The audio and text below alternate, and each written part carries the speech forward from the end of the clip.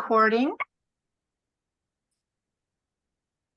Welcome, everybody. I am delighted that you are all joining us today for ADA's live Q&A, Holiday Parenting, Coping with Stress and Anxiety. My name is Lise Bram, and I'm the Deputy Executive Director here at ADAA. And I'm delighted to welcome you to one of many webinars that ADA presents throughout the year. ADA is a leading nonprofit organization in the field of anxiety, depression, OCD, PTSD, and co-occurring disorders. And I encourage you all after today's webinar to visit our website, www.adaa.org, where we have many free resources, evidence-based resources about anxiety, about parenting, about stress, webinars, blogs, etc. And I encourage you all to take a look. So I am delighted to introduce today's esteemed panelists. And bear with me, I'm trying to get my slide to change. Having a bit of an issue here, but oops, okay. There we go. Our presenters are joining us today from the Maryland area, from Alvord Baker and Associates LLC. They are part of ADA's institutional membership, and we are delighted to welcome Dr. Colleen Cummings, Dr. Nina Schifrin-Starren, and Dr. Susan Wilson. I'm going to give you a little bit of information about each of our presenters. Dr. Colleen Cummings is a licensed psychologist specializing in cognitive behavioral therapy, CBT, for anxiety, obsessive compulsive, and depressive disorders in children, adolescents, and adults. She has extensive experience in providing parenting training for parents and caregivers of youth with disruptive behavior and anxiety disorders. She recognizes the importance of implementing evidence-based treatments with cultural humility and acceptance of all client identities. Dr. Cummings is the Director of Research at Alvord Baker and Associates, also a research fellow at the nonprofit organization Resilience Across Borders, and a psychiatry resident therapy supervisor at Georgetown University. Dr. Susan Wilson is a licensed psychologist. Dr. Wilson utilizes evidence-based therapies in a neurodiversity affirming, gender affirming approach in her work with children, adolescents, and adults. In addition, she has extensive experience providing parenting strategies, including behavioral parent management training, collaborative problem solving, supportive parenting for anxious childhood emotions, SPACE, and integrated parenting for children with ADHD. And Dr. Nina Schifrin-Starren is a licensed psychologist with experience treating children, adolescents, and adults with a range of clinical presentations, including behavioral difficulties, mood and anxiety disorders, and difficulties regulating emotions. She has provided individual, family-based, and group therapy in a variety of clinical settings, including outpatient, school, and intensive outpatient programs, utilizing empirically supported treatments. So again, welcome to our three expert panelists today. This webinar has chat enabled, so I encourage all participants to ask questions through the chat feature. We also have received some questions in advance that I will ask our panelists as well, and we'll try to get to as many questions as possible in the next half hour. So let me now pass that over to our panelists. Let's see. I have a question here. With the added pressures of social expectations during the holidays, what advice can you give to parents on creating realistic boundaries to prevent burnout and prioritize mental well-being? I think that's a great question. I think first that it acknowledges that there are expectations kind of for acting in a certain way and being clear in advance that that's a lot of social pressure for many kids to try to kind of be on and be present. So I think a big piece that we often recommend is scheduling, making sure there's a consistent routine and some scheduled breaks so kids have time where they don't need to be on, where they can have time to just kind of relax and not have to mask or put in so many efforts to kind of act in a certain way. So kind of having boundaries where it might be we take a walk, or, you know, the kid has some time in the room just on the iPad, even if you might not normally do that, of allowing those sort of breaks to keep some sanity. Wonderful. Anyone else would like to add to that? I think making sure you're prioritizing your own self-care, right? Like despite everything going on, making sure that you're getting enough sleep, your kids are getting enough sleep, and even planning, right, for some things like like exercise or meditation or whatever it is, knowing that there could be an increased amount of stress this time of year. Terrific, terrific. I'll close and add that I think because there's so much that's different around the holidays, having a visual calendar can really help both kids and family members, including adults that we live with, to be able to reduce anxiety through predictability, and like have the things on the calendar that your kids will have to participate in, things that you guys as parents or caregivers will not be around for, that they'll have to either have a sitter or stay with grandparents or other caregivers, letting them know ahead of time and putting these events or whether they're routines or holiday traditions, having them on a visual calendar can be really helpful for the kids to both anticipate the good stuff and prepare for the stuff that's going to be a little bit of a lift. Terrific, terrific. Okay, let me see. Oh, I have another question. How can we navigate and manage the expectations and pressures that come with the holiday season to create a more enjoyable experience for our families? I think mine isn't long. I think it's pretty straightforward. Like heading into any holiday event, trying to don't aim for things to be perfect. I think it's really easy to do that, but know that like holiday meals or family gatherings, like things will and can go wrong. So kind of like be prepared for that. And then we're modeling for our kids too, right? About being flexible and not, setting boundaries, those kinds of things. Yeah, I was going to say similar, of setting realistic expectations that, it's more about togetherness than having everything be picture perfect or like a Hallmark movie, as much as we might enjoy watching that on TV, knowing that's not really going to happen in real life. So setting expectations that it's okay if it's not, that, we're still spending time together, even if kids melting down or we're tired or cranky or the meal doesn't go quite perfect, of knowing, that is real life and that's okay.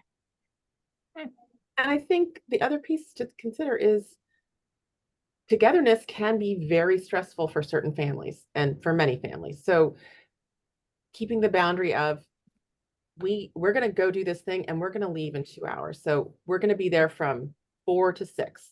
And you can give your kids that heads up. You can also give the host or the family or whomever is hosting you that timeline so that they will know this is what we're going to be able to do together. And these are the parameters that we have, so that it's not, it's less of a struggle or less of a burden to do the separation if that's premature, if there's a bigger group event. And I think to Dr. Wilson's point of doing that proactively rather than reactively. So planning from the outset, we're only staying until this time, is going to generally upset, extended relatives less than in the moment, kid got heated, melted down, and we're leaving. Right. Do you find that during the holiday season in particular, that children that have anxiety and stress issues, that this becomes a much more difficult time for parents and family members? Do you see an uptick in those issues during the holiday season? And does it have something also to do with, when children aren't in school and out of their regular routines? That might also be something. You're right on. Mm-hmm. Right. We all love our routines, and routines provide scaffolding and predictability in our lives and help us be able to a certain degree be on autopilot and do things routinely, so that we have room to be flexible and plan to navigate and problem solve when challenges do come up. So when kids' regular routines are disrupted, either because they're out of school, their bedtimes have gone wonky, the foods are different, we're in the car for 6 hours, all those things take away the scaffolding that those kids have been relying on. And so there's more unpredictability, uncertainty, and less of the resourcedness that we would normally have for kids. So sure, it's going to have an impact. And often anxious kids have anxious parents. So, the kids feel the parents' anxiety of the trip, the travel. Will my kid get sick? Will I disappoint my parents or my in-laws? So being mindful of our own, managing our own anxiety level and how that might trickle down accidentally to the kids. No, that's terrific. So what about parents? Some parents might feel particularly isolated or lonely during the holiday season, especially, parents get worn out like everybody else. And, if they are dealing with children who are stressed or anxious, how can they connect with others for support? Is there a way that parents can find support for themselves? I think that's a good question. I'm going to say, like, one thing maybe to be mindful of is see if it might be a good idea to limit some of that, like social media scrolling, and understand that people are maybe only showing you like the perfect holiday scenes. So I might start with that, and also encourage parents to think about their own self-care. I think we've hit on that point earlier. Terrific. Go ahead. Sorry, Nina, you want to go ahead? And just, I think, connecting to whoever your community is to get that support, if it's, with extended relatives, or if it's the extended relatives are the ones causing the anxiety or stress, finding, your community, if it's with friends, if it's, online community, wherever that is, to build those connections to get that social support. And if you don't have that, that's also a good time to look for a therapist, of someone who can give you that emotional support if you don't have a, chosen or family community. And I think, go ahead. I was just going to say that some of that loneliness is sometimes associated with grief that we feel more acutely during the holidays. So if you have lost a loved one or are separated from people that you would typically share holiday events with,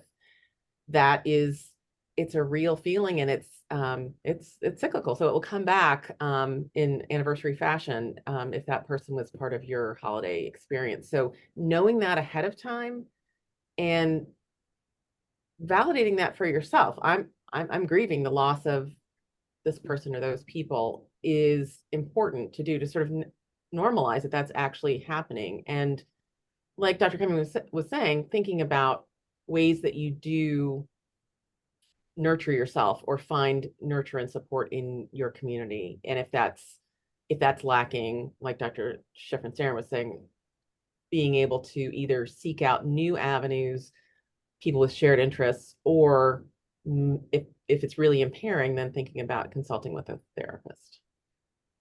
I think it's nice.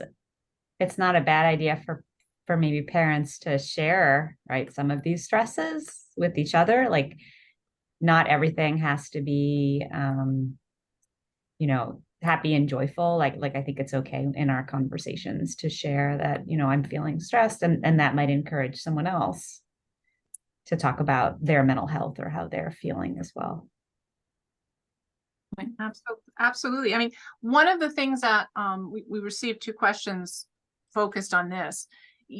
How can you tell if your child is just anxious in the moment or anxious about a particular issue rather than really has an anxiety disorder? Like, how can you tell the difference as a parent? Great question. I think the main thing we look for is it interfering or causing excessive distress? So, anxiety is a totally natural and, in fact, important part of everyday life. If I wasn't anxious while driving on the highway, I, might do something reckless. If I wasn't anxious about, fires, I might stay in the house on fire. So we don't want to pathologize all anxiety, but we want to catch kind of, is it going off at times where it doesn't necessarily fit the context? Or is it getting in the way of things? Is it making it hard to socialize, hard to go to school, hard to, do the activities of daily living, if it's leaving the house or getting dressed, or, things that might be expected of someone? Mm-hmm. And you might see some of that interference in the domain of sleep, I think, for kids, especially when you have a kiddo who is really struggling to sleep independently when developmentally they should be able to, or historically they have been able to, that can raise a red flag. And some of these may be passing, but if the anxiety or the distress is being reported to you and it lasts over a week, couple weeks, that's concerning. So one night I was frightened by that scary holiday movie that I wasn't prepared for. That's really typical when that goes on and your child's distressed and is needing to sleep in your room or sleep in your bed extensively. And that wasn't the case before. That's more of a concern. What about for older children? Teenagers, is there something to watch for that's different than younger children to sort of tell a parent this is a real issue versus this is normal? I think overall the criteria is the same. Is it interfering? Is it causing excessive distress? But what the content of the worries or anxiety are tend to change as we age. So with a teenager, you might see more social anxiety of, do my peers like me? Do I fit in? A lot of academic anxiety. We tend to see, like, how are my grades? Will I get into college? That hopefully, second graders aren't thinking too much about. Changes in, as we mentioned, like changes in functioning, seeing any sort of like withdrawal from maybe activities that your teen might have previously enjoyed. I think that like teenagers, can be good about sharing or talking about how they're feeling too. So, encouraging some of those conversations. Holidays are stressful for me sometimes, right? You can model, how is it for you? Things like that. How are you coping with finals this time of year? Whatever the topic is.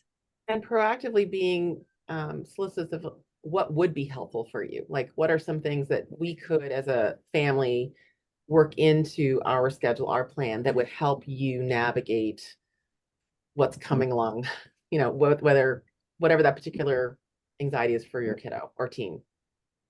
Right. Sort of try to elaborate a little bit about that. So we have a question from Kelly who's watching for all the panelists. In trying to decenter whiteness and consumerism regarding those who celebrate Christmas differently, how can I help manage my child's expectations and anxiety around celebrating the holiday differently than their friends? That's a very good question. Really good question. Thank you, Kelly. Yes, thank you, Kelly, for the question.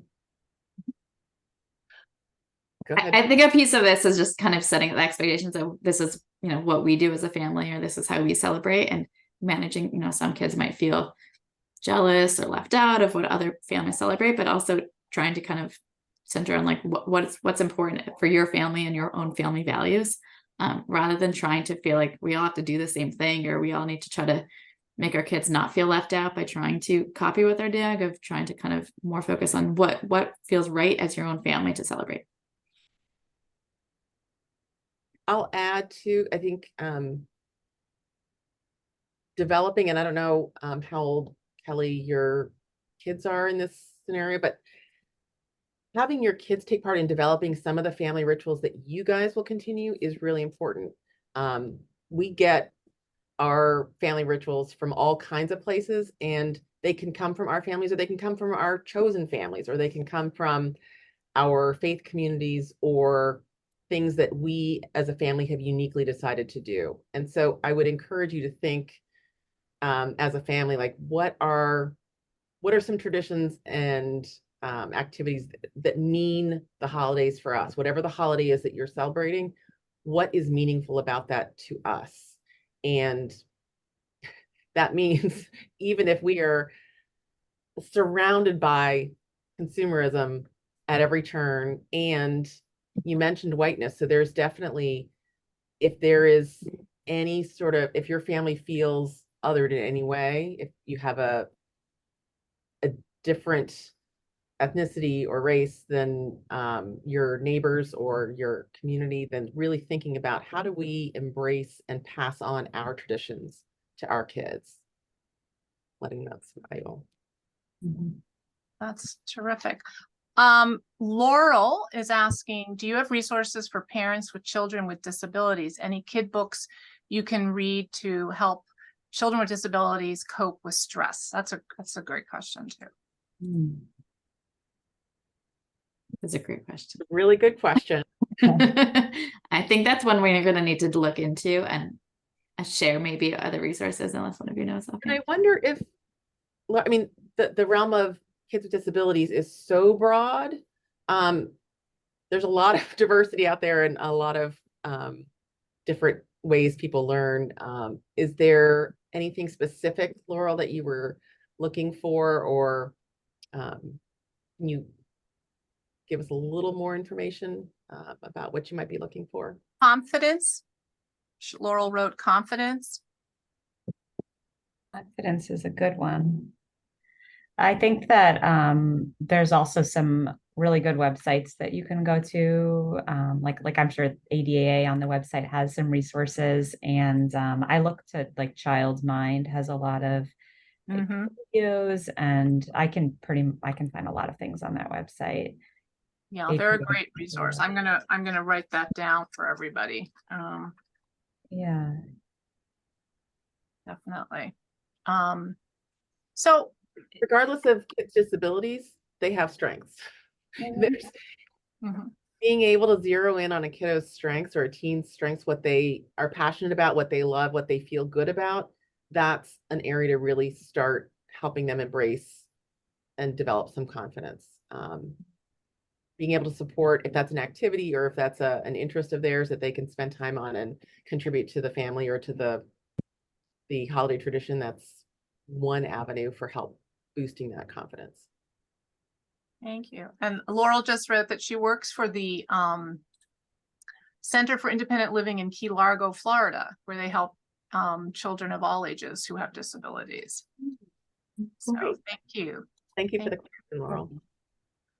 Another question came in regarding, and I know this is a little tricky, what is happening in the world right now in terms of all of the issues in the Middle East, the ongoing, war in the Ukraine.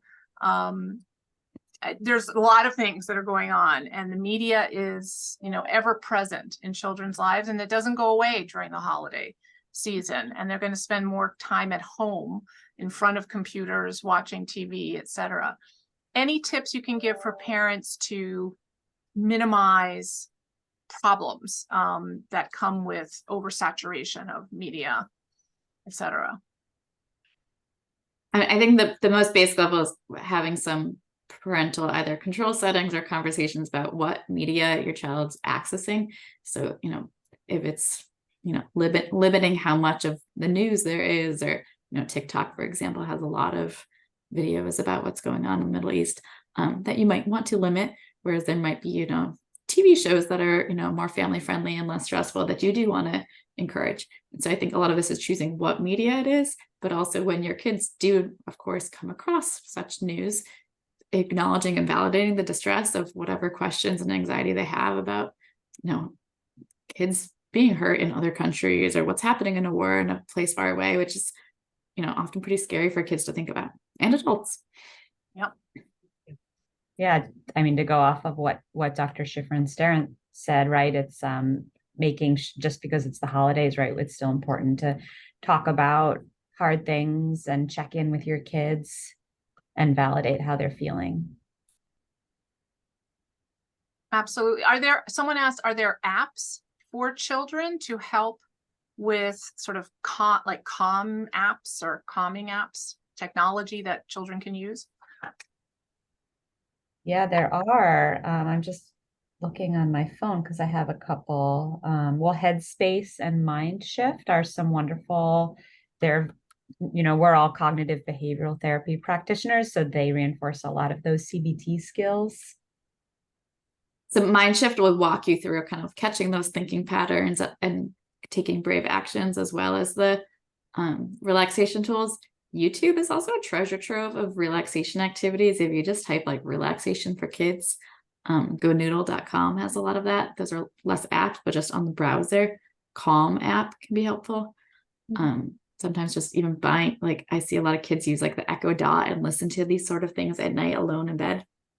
There's some even on Go Noodle, because my kids use that one, and there's one called Cosmic Kids Yoga, and they even have some like holiday themed ones that might feel festive. Wonderful. I think another thing to consider when we're talking about interpretation of or exposure to crises in the world, there's no substitution for having a conversation with it from your perspective as a parent or a caregiver with your kids. Finding out, like my colleagues have said, validate the feeling and the distress if there's concern, but have an actual conversation. This actually elicits their understanding of what your values are. And you can share with them how you perceive the incidents that are happening and who you turn to as the helpers in the situation.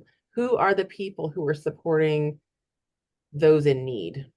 Because they're typically on site in places of crisis. They're on site here where you're living too. And so it's a nice reminder to say, we don't know what tomorrow's going to bring. Things are unpredictable, but there will always be people to support you. And who are those people? Like a reminder of like, these are folks in our immediate family, in our immediate community, who's at your school, who's in the broader community that would play that role. I think to piggyback on that is helping kids see how they can be part of being a helper, often while watching in distress, particularly things that even feel far away. It's like the sense of there's something scary, but what do I do about it? And figuring out, can a kid, run a lemonade stand or donate toys to the toy drive or, send a letter to someone far away, like figuring out what they at the kid level can do that makes them feel like they are actually contributing and helping. I like that a lot. That's nice. I'm mindful that we only have a few minutes, and I want to just give you all each a minute or two to share any last minute tips or strategies with the listeners today. I think the most important thing is setting realistic expectations. If you're flying with your kid, expect that they're going to cry or get tired or cranky. If you're staying up later than normal, expect that. And so planning ahead for, okay, this is going to happen and that's okay. And here's how I'm going to cope, rather than striving for perfection and being, disappointed when it doesn't go that way. Thank you. I like that. And I think, you go first. Sorry. No, you go first. I think if you lay out what's coming in the next weeks, months, you get a chance to sort of say, well, what am I going to do to sort of help navigate those long airport lines, security, telling my kids what's going to happen in that process. Because we've done it maybe a million times, but they may not have, or they have forgotten from the last time. So being mindful that kids need some of that scaffolding, those reminders, and there's supportive stuffy on on the trip, things like that, and activities to keep them busy and enjoyable during the time. Go ahead.